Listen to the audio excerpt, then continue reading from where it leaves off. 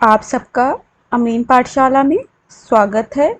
आपकी अपनी हिंदी टीचर आज फिर से उसी टॉपिक को आगे कंटिन्यू करके प्रस्तुत हुई है। जो रेखा चित्र है हमारा माटी की मूर्तें, श्री राम वेनीपुरी इसके लेखक हैं।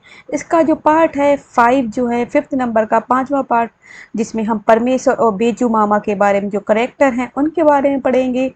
तो जो माटी की मूर्ति उन्हें किस तरह से उन्होंने जीवंतता प्रदान की है उसके बारे में हम जानेंगे। तो इस रेखा चित्र में किस तरह से माटी की मूर्ति में राम वृक्ष बेनीपुरी ने जीवंतता प्रदान कर दी है उसके पढ़ते हैं। तो ज़्यादा समय बर्बाद न करते हुए हम पाठ की तरफ चल रहे हैं। और जो बच्चे अभी तक सब्सक्राइब नहीं किए हैं वो जल्दी से सब्सक्राइब कर देंगे, जिससे आपको सारी चीज़ें हमारी वीडियो की नोटिफिकेशन है समय के अनुसार जैसे ही आपको अपलोड और जैसे ही अपलोड होकर आपके पास आए उसकी नोटिफिकेशन तुरंत ही आपको मिल जाए।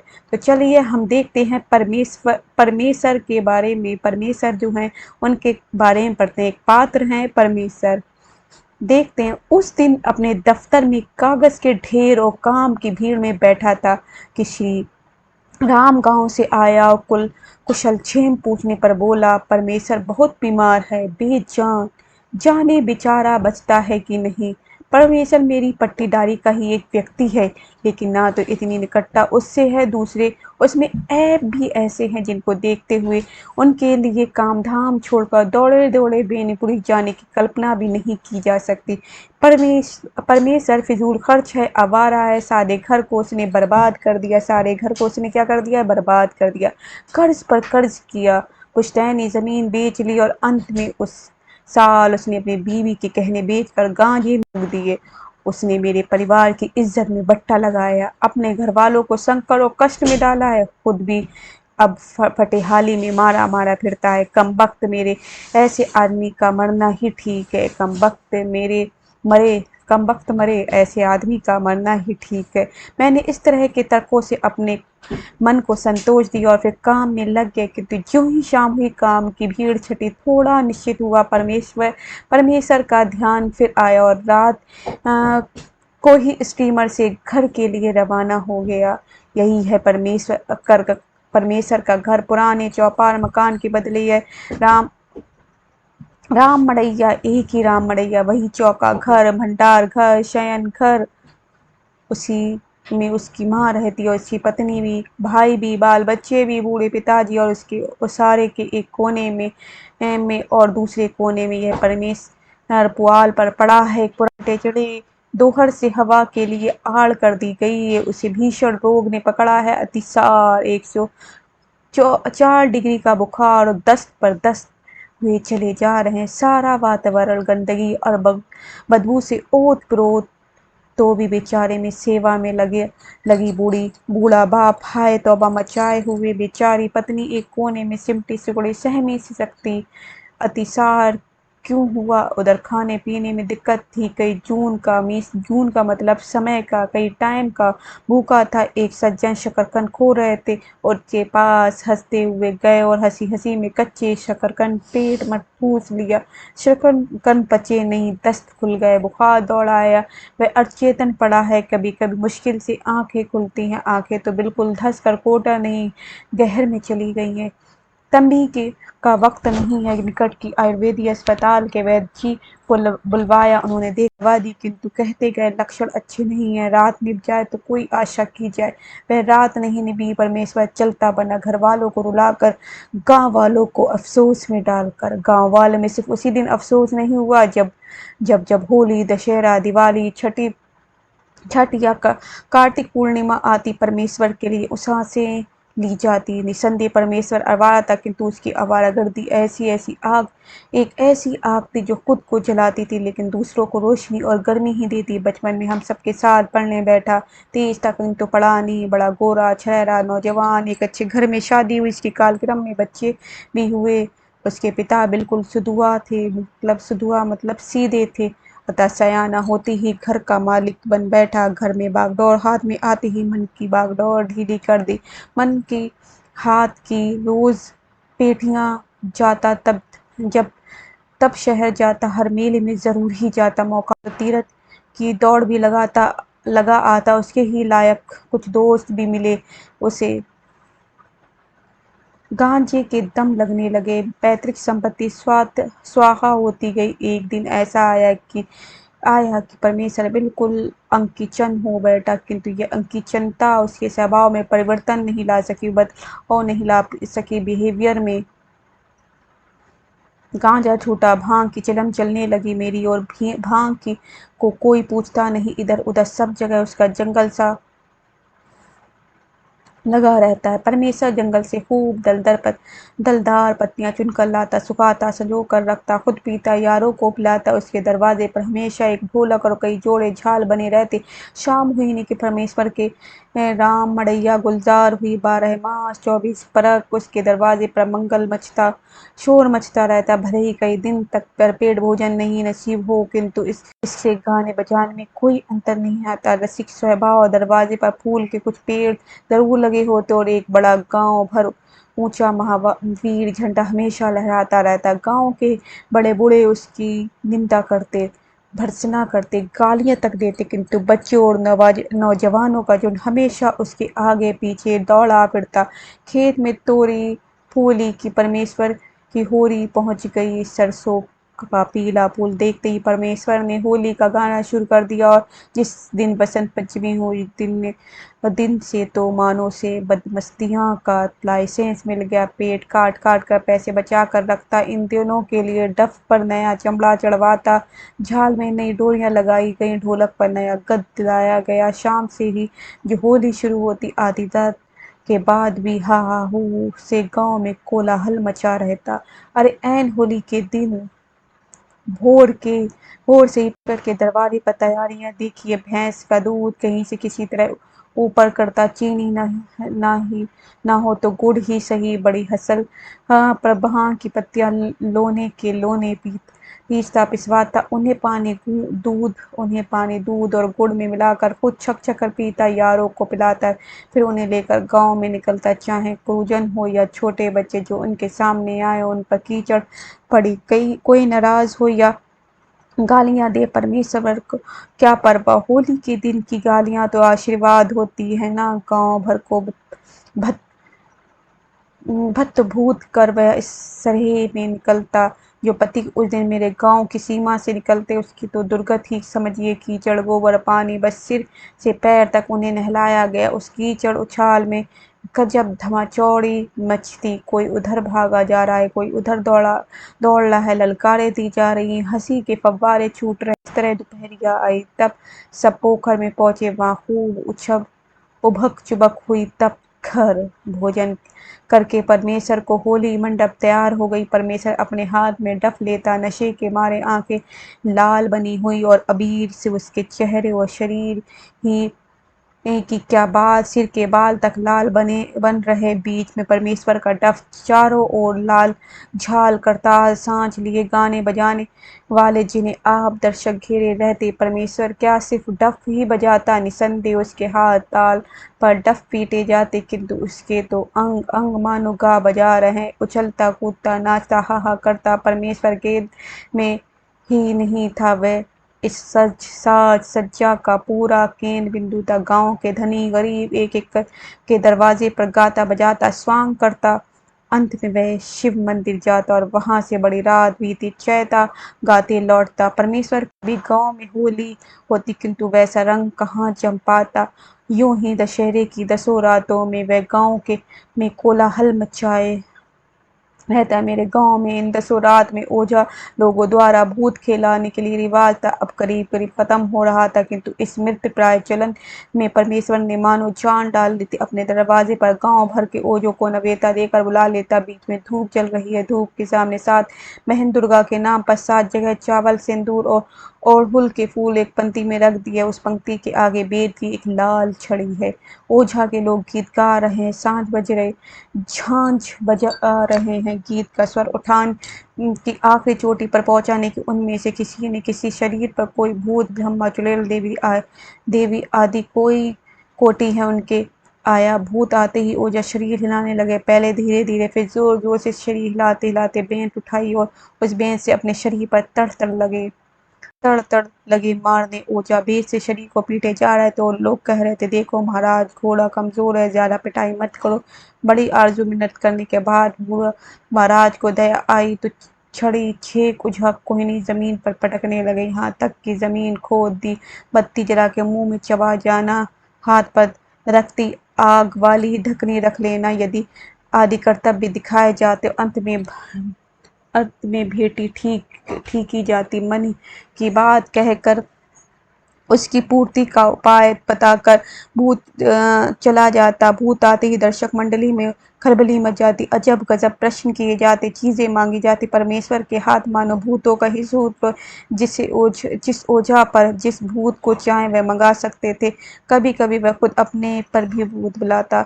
उसके भूत अजब किस्म के होते, एक हाव भाव करते, नई बोलियां बोलते और उनके आशीर्वाद ऐसे होते कि सुनते ही लोग लोट-पोट हो जाते। प्राय सर के भूत ही मजलिस खत्म होती, क्योंकि वह खांव खांव कर लोगों पर, खास कर बच्चों पर टूटा। भगदड़ मच जाती। हंसते हंसते परमेश्वर की यशोगाथा गाते लोग घर जाते। दिवाली कोई सजावे, लुखाटी भांजने का इंतजाम वह करता। बांस की पोपलों से सूख बोलकर इकट्ठे कर बांस की वही कमचियों में उन्हें गूंथ लेता और शाम होती उनमें आग लगा अपनी मंडली के साथ समूचे सरहे को जगमगा कर डालता। यूं ही होली की होलिका दहन का प्रबंध भी वही करता। गांव भर के पुआल ठंडल आदि इकट्ठा कर एक महान टीला बना देता। जो लोग सीधे नहीं देते उनकी चीजें चोरी भी करा लेता और उसी पर डाल देता। प्राय वह खुद ही उसमें आग लगाता और तरह तरह के कौतूहल से उसे जलाता बुझाता।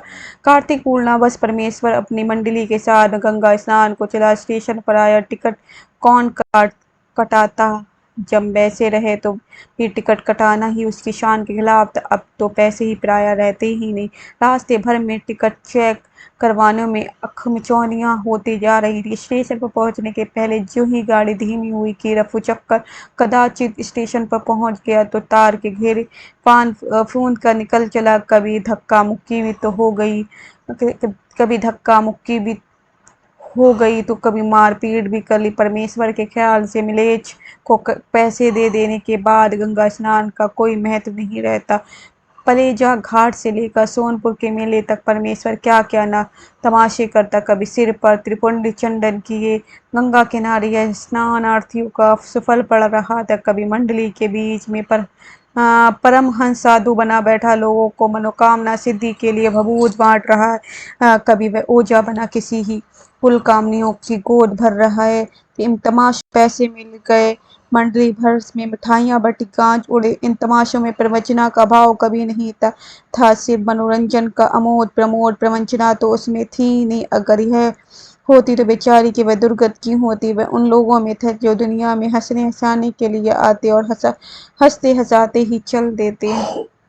इधर आखिर में जब उसकी हालत बड़ी खराब हो गई थी तो एक दिन मैंने उसे बुलाकर बहुत समझाया, क्यों जी है, क्या कर रहे हो? अरे अपनी ओर नहीं देखो, अपने माता पिता की ओर तो ध्यान दो।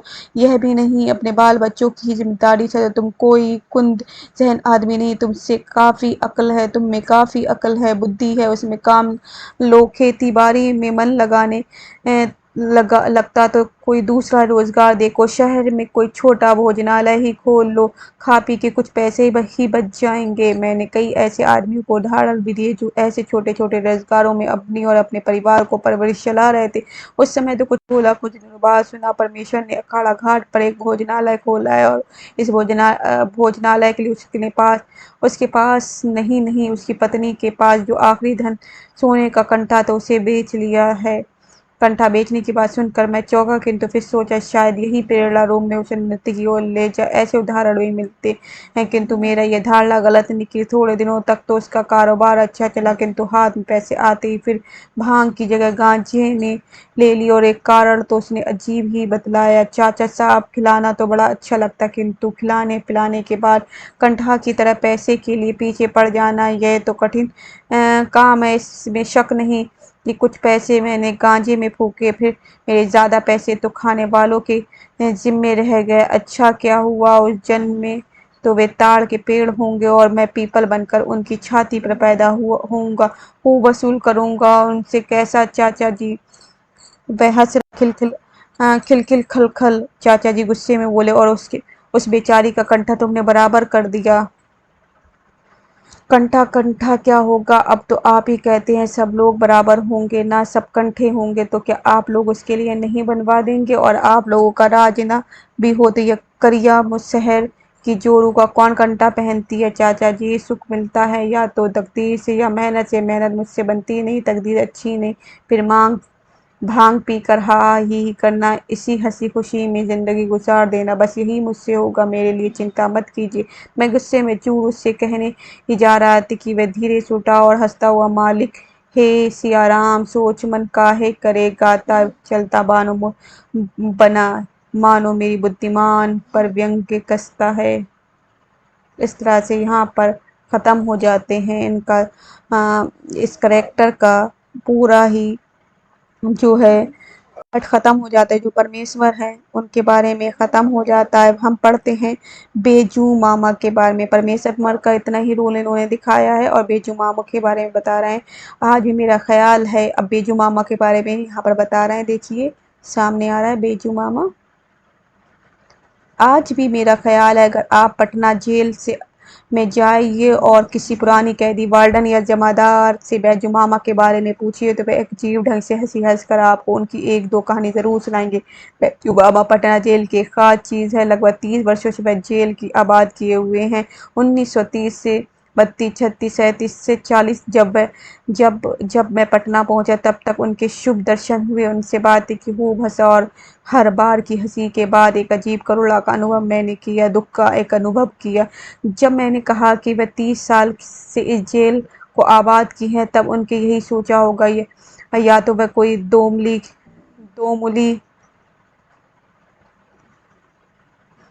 या तो वो दामुली कैदी या खून करके आए या डाका डाल कर आए या कोई शोहदा जनाकर है या कम से कम आदतन अपराधी तो जरूर। लेकिन मैं दावे के साथ इन सभी अपराधों का खंडन कर सकता हूँ। उनके चेहरे या चाल ढाल से कहीं से भी उनमें आप खूंखार या मुजरिम होने का कोई चिन्ह नहीं पा सकते। तो भी वे जेल में हैं और 30 वर्षों से हैं। कैसा आश्चर्य!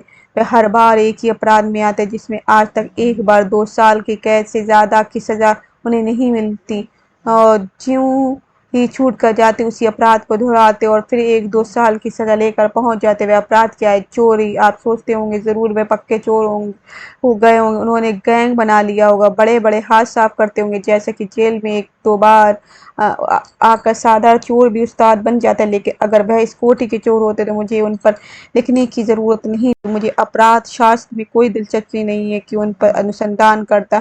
बैजू मामा एक अजीब चोर हैं। चोरी में 30 साल की सज़ा वह भुगत चुके हैं, लेकिन अभी तक 30 रुपए वह एक बार कभी नहीं पा सके। 30 रुपए वह एक बार कभी नहीं पा सके। नहीं तो उनके ही कथानुसार आप उन्हें जेल में नहीं पाते। और कबीर के दोहे के अनुसार, सिंहन के लेहड़े नहीं, हसन की ना ही पात, लालन की नहीं बोरियां, साधु न चले जमात। उन्होंने आज तक कोई जमात भी नहीं बनाई, तो वह क्या सचमुच साधु हैं? छी छी, मैं एक पुराने चोर को साधु कहूँगा? सारे प्रश्न कर रहे हैं यहाँ पर। ऐसी इतनी बड़ी गुस्ताखी करके साधु समाज में कौन सा मुंह दिखला सकूंगा? मैं ऊंची श्रेणी का कैदी था। इस जेल में ऐसे लोगों को सुख सुविधा का कोई खास जगह नहीं होने के कारण मुझे अस्पताल में ही रखा गया था। एक दिन मैं अस्पताल की छोटी सी बगीचे के बीच छोटे से आम के पेड़ की छाया में बैठा कलम घिस घिस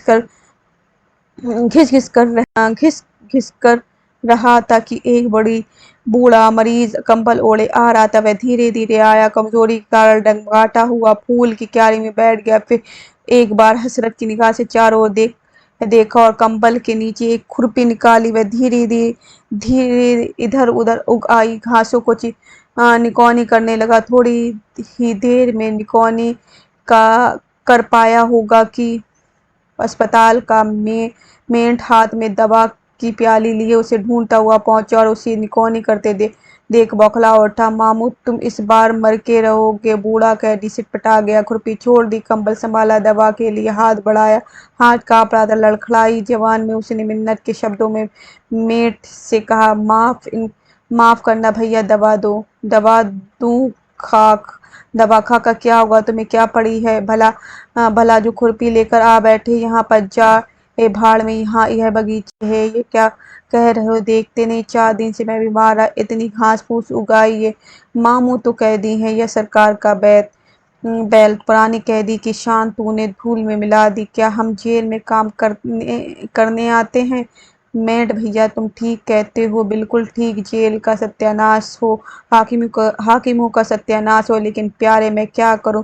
न मुझसे बैठा जाता, न इन फूलों की दुर्गत देखी जाती। माफ करो, दवा दूं? उफ, जाड़ा लग रहा है। बीमार कैदी की आंखों में से बस आंसू थे, ऐसे आंसू जो जबरदस्ती आंसू वसूल करते हैं।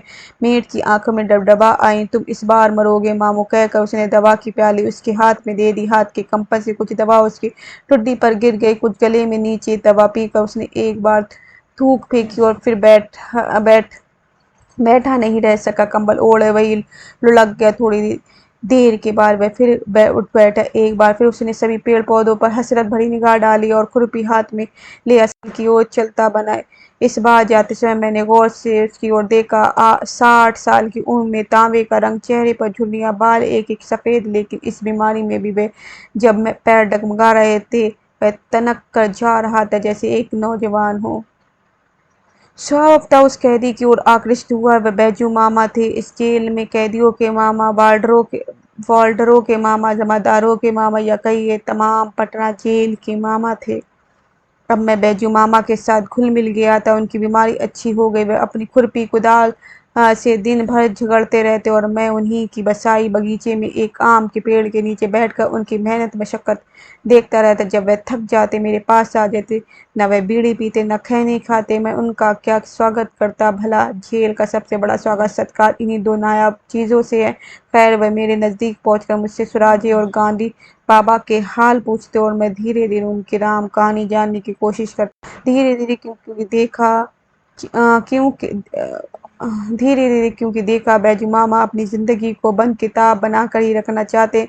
साधारण मुजरिमों की तरह अपनी कहानी बढ़ा चढ़ा कर कहने की बात तो दूर रही, जब बड़ी खोद खाद के बाद कुछ कहते भी तो कहीं उसकी कुछ कहते तो कहते कहते शर्मीली लड़की की तरह बीच में ही रुक जाते और उनके झुर्रीदार गालों के रंग में कुछ तब्दीली आ जाती। कभी कभी झुल्ला कर कहते, बाबू यह पाप की कहानी क्या सुनते हैं आप? जोड़ बदमाश की बातें कहीं सुनी जाती हैं, लेकिन उनकी जिंदगी की एक एक कड़ी ही आखिर मैंने जोड़ी ही। बैजू मामा इसी पटना जिले के बाढ़ सब डिवीजन के हैं, एक साधारण किसान थे। एक बार हालत ऐसी हो गई कि बैल के अभाव में उनकी खेती रुक गई। से 30 रुपए कर्ज लिया और गंगा के उस पार बैल खरीदने चले।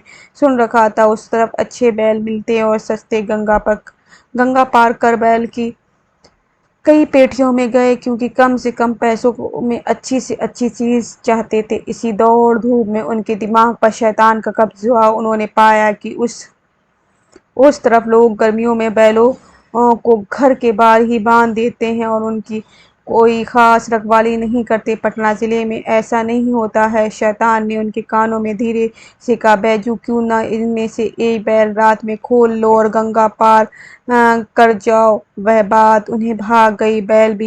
बैत भी हो जाएगा, पैसे भी बच जाएंगे, खेती भी निप जाएगी, कर्ज भी नहीं रहेगा। लोग पूछेंगे तो कह दिया जाएगा बैल मोल लिया है, बस हल्दी लगी ना पिटकारी रंग चोखा। बैजू मामा तैयार हो गए। एक रात एक गांव में एक अच्छा सा बैल खोल कर वह चल पड़े गंगा जी की ओर। जिस समय बैल खोलने गए तो उस समय तो हाथ ही कांपते। अब जब दिन उड़ आया तो उनका समूचा शरीर कांप रहा था, जैसे कंपी लग गई। ठीक से पैर नहीं उठते। जितने लोगों को देखते मालूम होता कि उन्हीं की तलाश में। हर आंख मानो उन्हीं को घूर रही है, हर उंगली मानो उन्हीं को और उठ रही है, हर कानाफूसी में उन्हीं की बात हो रही है। दिन ढलने पर वह एक देहाती सराय के निकट पहुंचे। उनके नस नस ढीली पड़ गई थी, भूख और थकावट से परेशान थे। बैल को एक पेड़ से बांधकर दुकानदार से लोटा डोरी ले कुएं पर गए। हाथ मुंह धोया। हाथ मुंह धो ही रहे थे कि देखा एक दफादार उसी दुकान पर आकर बैठ गया। क्या मेरी ही तलाश में, क्यों न बैल को छोड़कर भागूं, तब तो और भी पकड़ा जाऊंगा। क्या मुझे भागा जाएगा? फिर ऐसी बैल इस जिंदगी से क्या फिर नसीब हो सकता? नहीं नहीं, वह मेरी तलाश में नहीं है। इस तरह सोच विचार कर वह दुकान पर आए। दुकानदार से 2 पैसे के चने लिए में रखते थे। चना और पेट में फूट रहा था लावा। चने मांगने सुबह इनकी मघी बोली सुनी थी, इसलिए इसलिए जब चने खा रहे थे दुकानदार ने इनके घर वगैरह के बारे में सब हफ्ता ही पूछना शुरू कर दिया। घर के बाद बैल की चर्चा आई। बीच में ही दफादार पूछ बैठा, ये बैल तुम्हारा अच्छा बैल है, कितने में खरीदाई है? सवाल और बैजू मामा कह रहे थे, सुनते उनके होश गायब हो गए। 2-3 सवाल और वह दफादार कूद कर उन्हें पकड़ चुका था। चोट्टा कहीं का ये बैल 40 रुपए का है और बाजितपुर की पेठियां कहीं बूथ की लगती हैं। बैल भी गया, उनके पैसे भी छिन गए और पिटाई भी कम नहीं लगी। समस्तीपुर के मजिस्ट्रेट ने 1 साल की सजा दी। सजा काट कर निकले तो फिर कौन सा मुंह दिखाने घर जाते? वंश के में कलंक लग गया, वंश में कलंक लगाया, वंश में कलंक लगाया। बैजू मामा आप कौन जाते हैं? मैंने अचरज में आकर उनसे पूछा, क्योंकि उनका चेहरा बताता कि घर के वह हैं। इस सवाल पर वह घबरा गया। फिर कहा, जेल टिकट में देखिए दुसाद लिखा है। जेल टिकट में जो कुछ लिखा है, आखिर आप हैं कौन? जात दुसाद तो आप हो नहीं सकते। मेरे बार बार पूछने बैजू मामा कुछ उद्विग्न हो उठे। उनके चेहरे पर झुर्रियां और सघन हो गई। चोर का क्या नाम धाम, क्या जात पात? चोर बस चोर है बाबू, लेकिन हाकिम के सामने तो कुछ बताना ही पड़ता है। बस कुछ लिख दिया। उनकी आवाज में एक हार्दिक पीड़ा थी। तो क्या आप बाहर ताड़ी दारू पीते हैं? अब तो जैसे उनका धीरज टूट गया। भर्राई आवाज में बोले, हाय बाबू आप कितने भोले हैं। क्या बिना नशा खाए चोरी हो सकती है?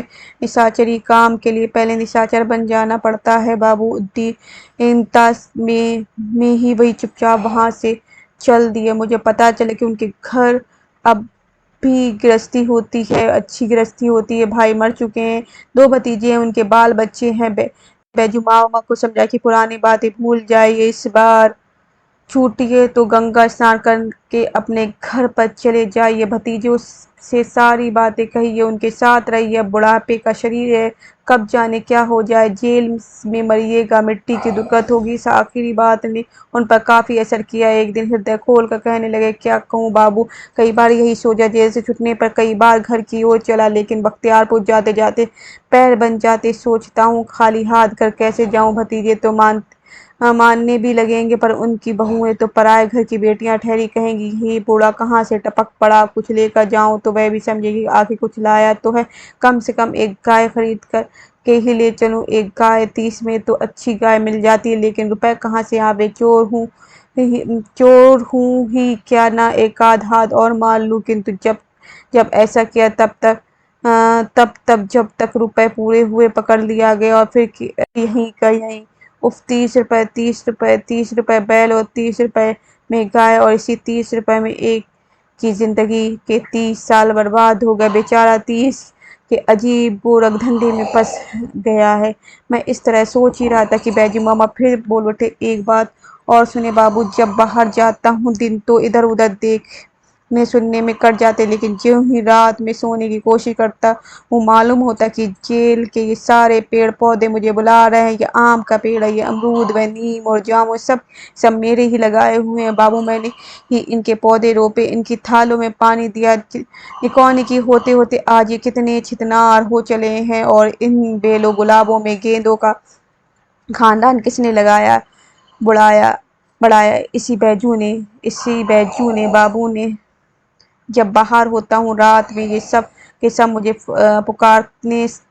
पुकारते से हैं। हाँ बाबू, सोता हूँ, नींद नहीं आती। सोचता हूँ, हाय उस आम की टहनी को न कोई मरोड़ दे, उस नीम को लोग दातुन करके न सुखा डाले। ये बेल और गुलाब के पौधे बिना सिंचाई निराई के कहीं बर्बाद न हो जाए। बस इधर उधर करके दौड़ा दौड़ा पहुंच जाता हूँ। जब बैजू मामा कह रहे थे मुझे लग रहा था मैं कहीं कोई सपना तो नहीं देख रहा, क्या मैं सचमुच जेल में हूँ? मेरा बगल में बैठा जो ये कह रहा है क्या ये सचमुच चोर है? क्या चोर को ऐसा ही भोला भाला चेहरा होता है? क्या उसकी ही ऐसी ही भोली भाली बातें हुआ करती? और क्या उसके ऐसे ही काम होते जिसमें पेड़ पौधे इतनी तादम्यता प्राप्त कर ली, जिसमें पौधे पुकारते पेड़ बुलाते? क्या वह निम्न कोटि का अधम अपराधी हो सकता है? अगर यह अपराधी है तो निसंदेह अपराध शब्द का अर्थ हमें बदल देना होगा। अरे बैजू मामा, अपनी होली वाली कहानी का बाबू का जरूर सुनाना। जब एक दिन मेंढक ने यह कहा तो देखा बैजू मामा के चेहरे पर हंसी की एक हल्की सी झलक दौड़ गई और उनके जो 30 वर्षों से जेल की रोटियां चबाते चबाते आधे आधे घिस गए थे, लेकिन जिनके टूटे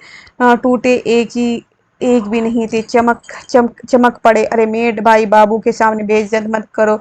ओ, उससे कहकर उन्होंने इधर उधर की बातें में मुझे बहला देना चाहा, लेकिन फिर भी मैंने उनसे वह कहानी निकाल ही ली। एक बार संयोग ऐसा हुआ कि बैजू मामा की रिहाई की तारीख ठीक होली के दिन पड़ गई। ठीक होली के दिन, जिस दिन साल भर सिर्फ एक ही दिन जेल में पकवान बनते, जेल में पकवान। लेकिन आप ताजुब न करें, जहाँ भात में भुस्सी मिली होती है और रोटी में कंकड़, दाल में छिलके ही छिलके रहते और सरकारी के नाम पर घास के डंठलों के कोसने दिया जाता है, वहाँ के पकवान भी वैसे होंगे समझ जाइए। लेकिन पकवान फिर भी पकवान, सरसों का तेल में घुट देकर घुने गेहूं के आटे में पके पोए और थोड़े से दूध में पूरा पानी डाली गई खीर, ये पकवान भी कैदियों की जीभ पर कम पानी नहीं ला देती। महीनों में इसकी प्रतीक्षा की जाती है। बैजू मामा की जीभ भी इसकी कल्पना में कम लार नहीं टपका चुकी थी कि खबर मिली कि इस होली के दिन उनकी रिहाई होने वाली। आखिर क्या गजब हुआ! बैजू मामा ने जमादार साहब से बहुत ही गिड़गिड़ाकर आरजू मिन्नत की कि किसी तरह जेलर बाबू कहे सुनकर उनकी रिहाई की तारीख एक दिन और बढ़ा दे। लेकिन जमादार साहब ने पहले समझा कर फिर डांट कर कह दी कि ऐसा नहीं हो सकता। खैर, रिहाई का दिन पहुंचा, वह गेट पर लाए गए तो उन्होंने देखा पुए बनाने के लिए तेल और कढ़ाई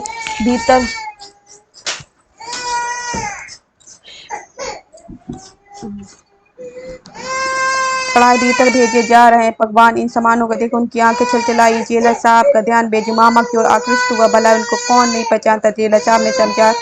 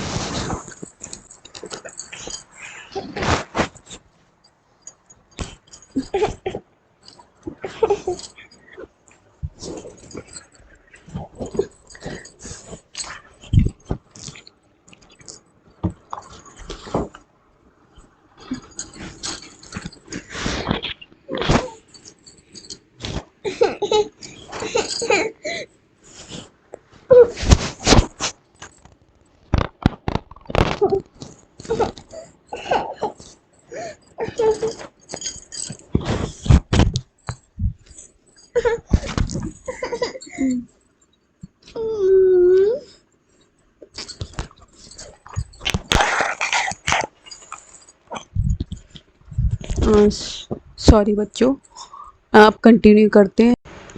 बैजू मामा जमादार से बहुत ही गिड़गिड़ा कर आरजू मिन्नत कि किसी तरह जेल बाबू से कहकर सुनकर उनकी रिहाई की तारीख एक दिन और बढ़ा दे। लेकिन जमादार साहब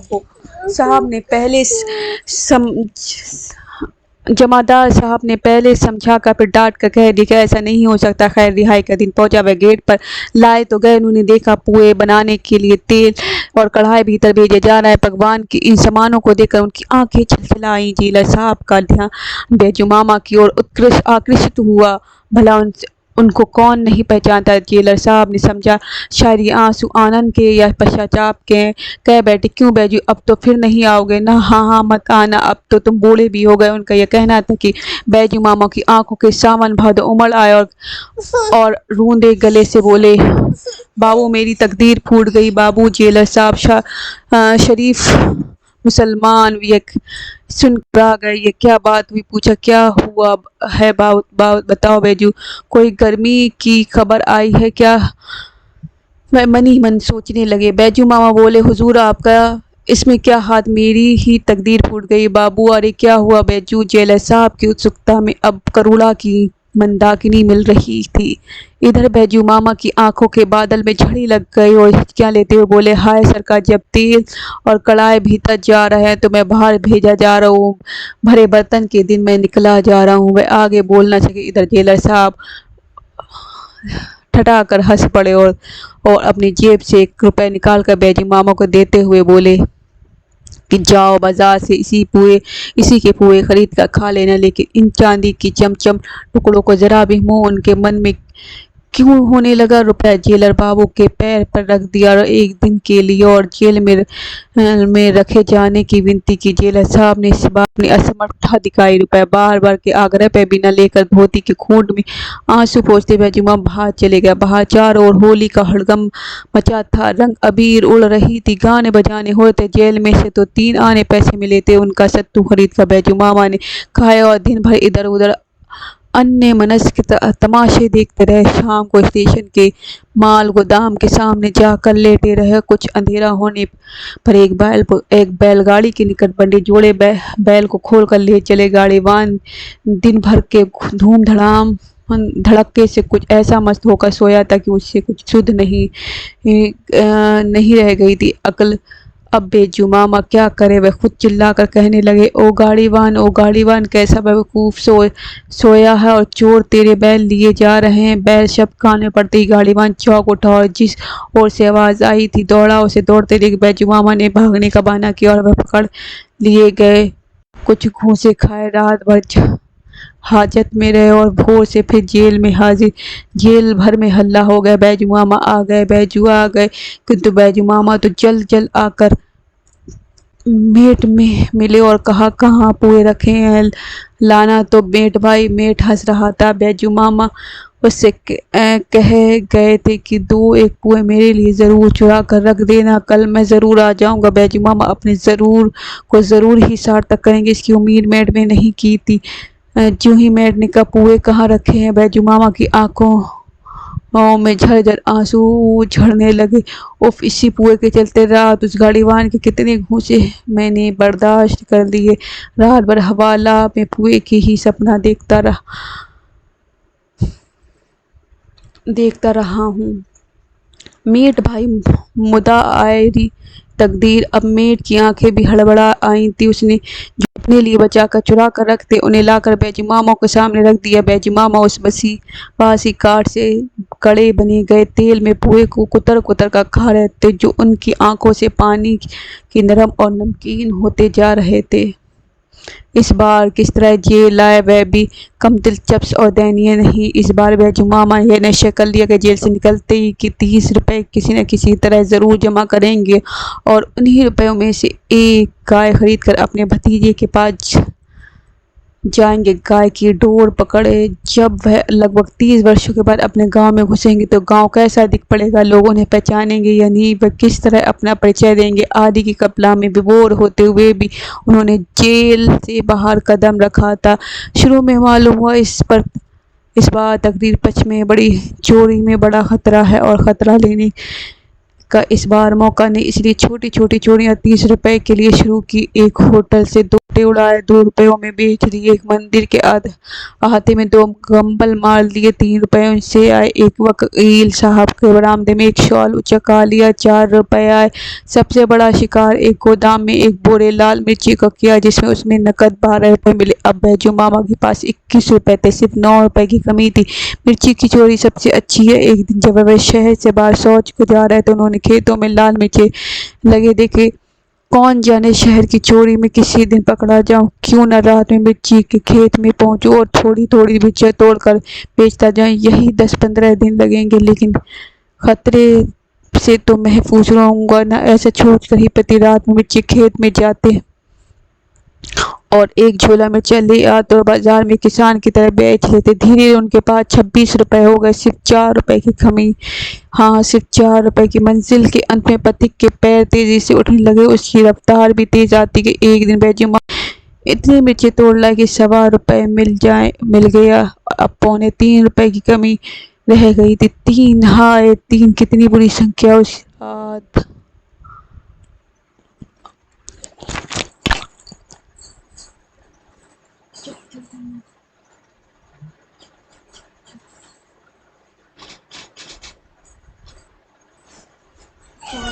ہاں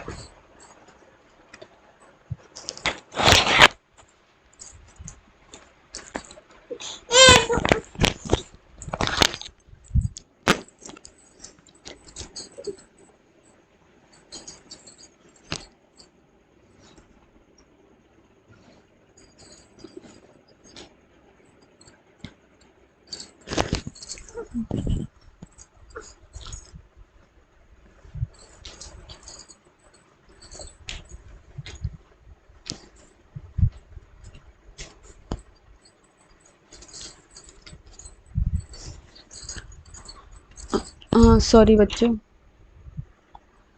منزل کے انت میں پتی کی تیزی سے اٹھنے لگے. اس کے پیر جو ہیں تیزی سے منزل کی طرف بڑھنے لگتے ہیں اور اس میں اس نے 3 روپے کم بچتے ہیں. 30 روپے میں وہ مرضی توڑ کے وہ بیچنے لگتا ہے. اب 3.25 روپے کی کمی رہ گئی تھی. اب صرف کتنے 3.25 روپے کی کمی رہ گئی تھی. 3 کتنی بڑی سنکھیا. اس رات ماما جب کھیت میں پہنچے انہیں گھیر لیا گیا.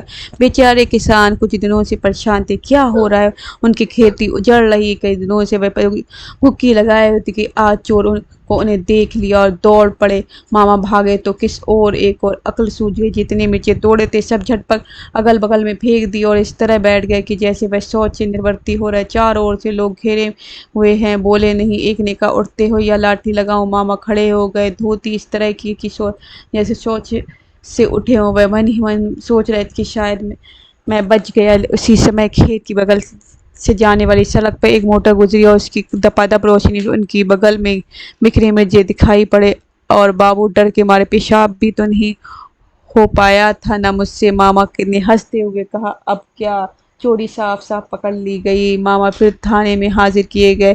پھر وہی حوالات. پھر بار چھوٹا جیل. پھر وہی مجسٹریٹ کی عدالت. لیکن اس بار وشیشتا ہوئی. کسی طرح پولیس نے پتہ لگا لیا کہ ماما پرانے مجرم ہیں. فلتاؤ ان پر سینشن چلانے کی تیاری کی گئی. نوجوان مجسٹریٹ نے پولیس کی بات مان لی. داروغہ نے گولیاں دیتے ہوئے کہا بوڑھے اس بار تمہیں 5 سال کے لیے چکی پیسنی ہوگی.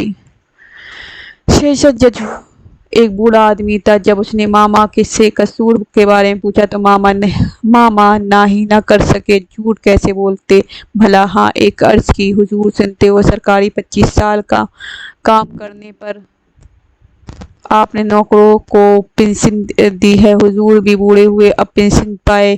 میں 30 سال سے جیل میں رہ کر سرکار کا کام کیا.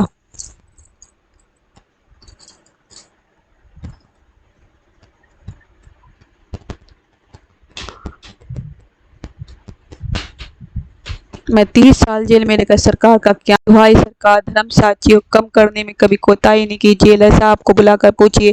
جمعدار صاحب کو بلا کر پوچھیے. جو بنا کام کی روٹی نہیں کھا سکتا. سرکار اب 30 سال کی اس گاڑی محنت کے بعد حضور کیا اس سے بوڑھے بھی پنشن کا حق نہیں ہے؟ دہائی حضور کی. دہائی ماں باپ کی.